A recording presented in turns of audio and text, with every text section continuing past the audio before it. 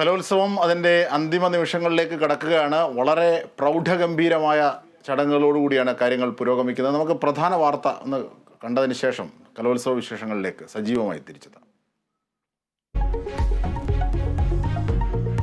സംസ്ഥാന സ്കൂൾ കലോത്സവത്തിന് കൊടിയിറങ്ങുന്നു. സ്വർണ്ണക്കപ്പിനായുള്ള പോരാട്ടത്തിൽ കോഴിക്കോട് മുന്നിൽ.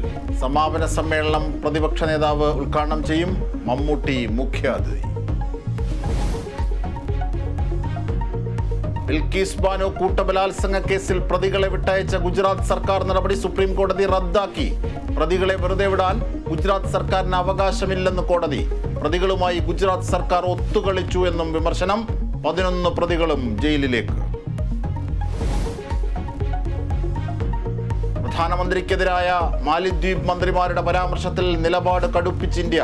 ഇന്ത്യയിലെ മാലിദ്വീപ് പ്രതിനിധിയെ വിളിച്ചു വരുത്തി വിദേശകാര്യ മന്ത്രാലയം പ്രതിഷേധമറിയിച്ചു.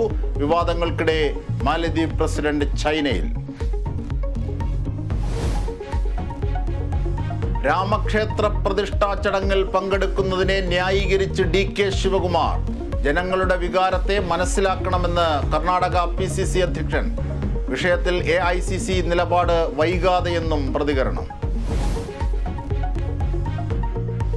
സുരേഷ് ഗോപിക്ക് മുൻകൂർ ജാമ്യം അനുവദിച്ച് ഹൈക്കോടതി. അറസ്റ്റിനുള്ള സാഹചര്യമില്ലെന്ന് സർക്കാർ.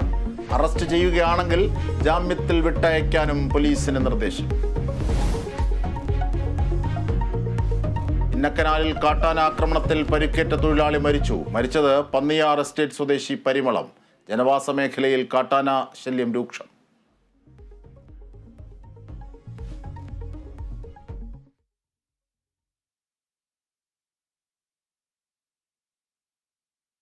ദേശിങ്ങനാട്ടിലെ